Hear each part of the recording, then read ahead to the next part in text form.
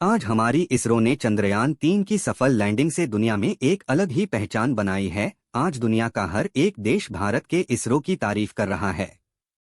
आज इसरो ने अपने कई सफल मिशन से सारे देशों को हैरत में डाल दिया है और इसी वजह से आज हर कोई इसरो की तारीफ कर रहा है। और आप जान करके हैरान हो जाओगे कि इसरो अपने मिशन को बाकी देशों से कई गुना कम बजट में अपने मिशन लॉन्च करता है। इसरो से मिशन से ज्यादा पैसों से तो हॉलीवुड की कई सारी मूवी बनती हैं और नासा से तो 5 गुना कम बजट में अपने मिशन लॉन्च करता है। क्या आप जानते हैं इसरो की स्थापना 15 अगस्त को हुई थी।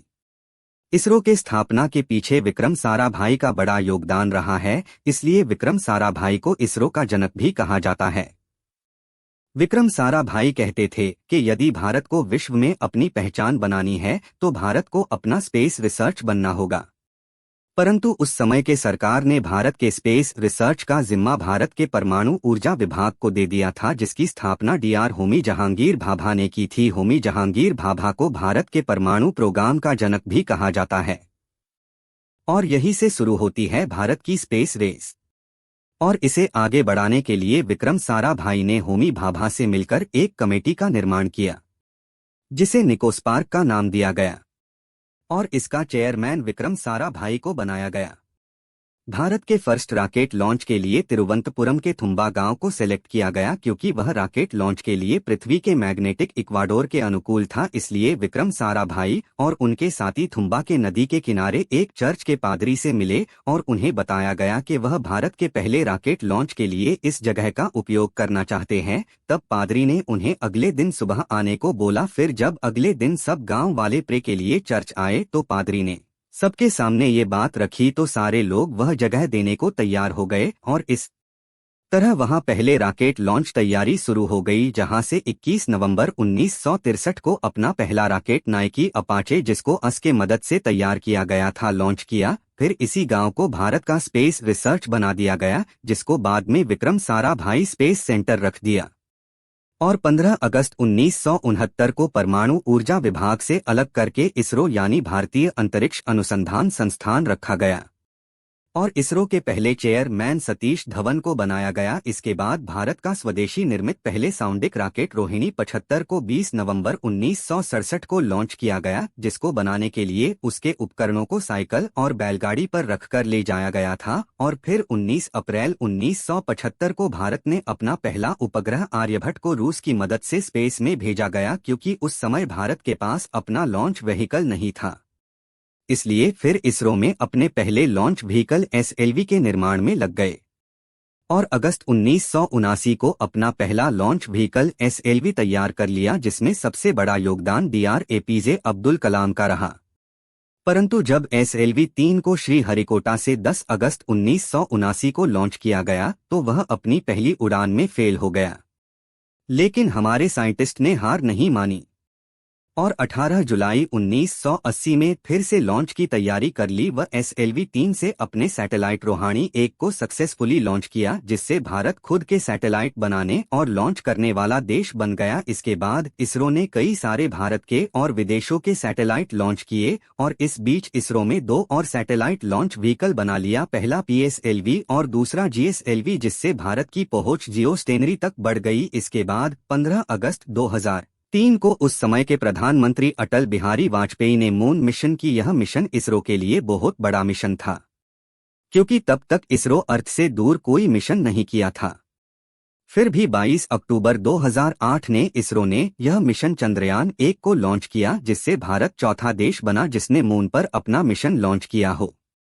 और इसी मिशन के दौरान चांद पर पानी होने की खोज की, जिससे इसरो दुनिया के नजरों में आ गया, क्योंकि इसरो के चंद्रयान 1 ने चांद पर पानी खोज कर इतिहास बना दिया। यह अब तक की सबसे बड़ी खोज है चांद पर, जिसको नासा ने भी बाद में कंफर्म किया। ये चांद पर बर्फ के रूप में पानी मौजूद है। इसरो की इस खोज ने बता दिया कि भारत की स्पेस एजेंसी कितनी आगे बढ़ चुकी है। और फिर 5 नवंबर 2013 को इसरो ने अपना मंगलयान मिशन लॉन्च कर दुनिया को हैरान कर दिया और अपने पहले ही अटेम्प्ट में ही कामयाबी हासिल कर ली। और ऐसा करने वाला इसरो अकेला है, ऐसा अभी तक कोई देश नहीं कर पाया है। और इसरो ने अपना मंगलयान मिशन मात्र 450 करोड़ में पूरा कर दिया। आप इसको ऐसे समझ सकते हैं कि हॉलीवुड की मूवी इससे ज्यादा में बनती है। ये कमाल है इसरो का।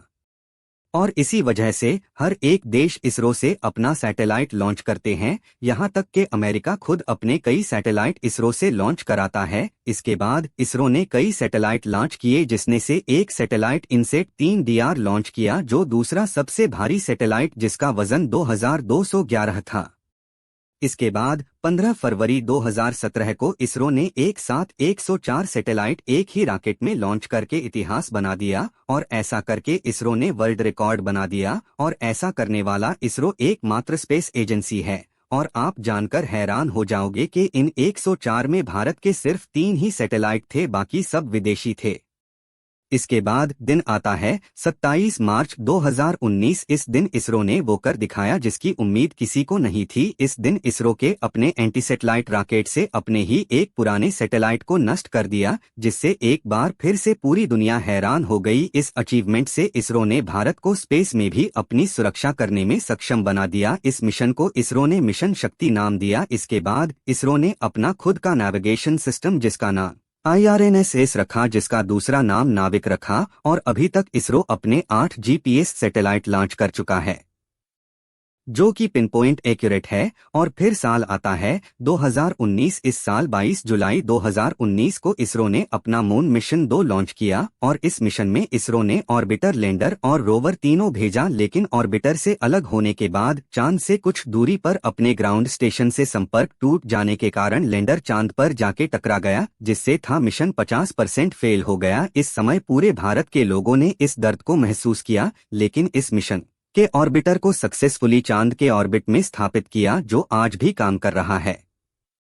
लेकिन इसरो ने यहां हार नहीं मारी और जुट गया अपने अगले मिशन चंद्रयान-3 को तैयार करने में। और फिर कोरोना के आ जाने से मिशन को देरी का सामना करना पड़ता है। फिर इसके बाद 14 जुलाई 2013 को इसरो अपने चंद्रयान-3 को लॉन्च करता है, और इस लॉन्च में इसरो लैंडर और रोवर को प्रपल्शन मॉड्यूल इंजन से सर भेजता है। और फिर से इसरो इसको मात्र 615 करोड़ में लॉन्च कर देता है। और अपने चंद्रयान-2 के फेलियर से सीख कर इसने कई तरीके में सुधार किए, और अंत 23 अगस्त 2023 शाम 6:04 और चांद के साउथ पोल लैंडिंग करता है। और ऐसा करने वाला वह दुनिया का एकमात्र देश भारत है, और भारत की स्पेस एजेंसी इसरो है। और इसी से साथ इसरो अपने आगे के मिशन पर लग गया है, जिसमें अगले महीने में आदित्य L1 ही जो सूरज की स्टडी करेगा। उसके बाद गगनयान, जिसने इसरो पहली बार इंसानों को स्पेस में भेजेगा, और इसी तरीके के कई अन्य मिशन लॉन्च करेगा। आज इसरो एक सक्सेसफुल स्पेस है,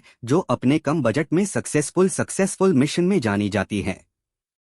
दोस्तों, इसरो से हम भी सीख सकते हैं कि भले शुरू में हमें हार का सामना करना पड़े, परंतु हमें कोशिश करते रहना चाहिए, जिससे हमें सफलता प्राप्त होगी। आशा करता हूं कि मेरी बातें आपको समझ में आई होंगी, और इसे अपने दोस्तों के साथ शेयर जरूर करना, ताकि उन्हें भी ये बात पता चले और वो अपने जीवन में आगे बढ़ सके। और अंत में जाने से पहले चैनल को लाइक और सब्सक्राइब कर ले। जय हिंद, वंदे मातरम।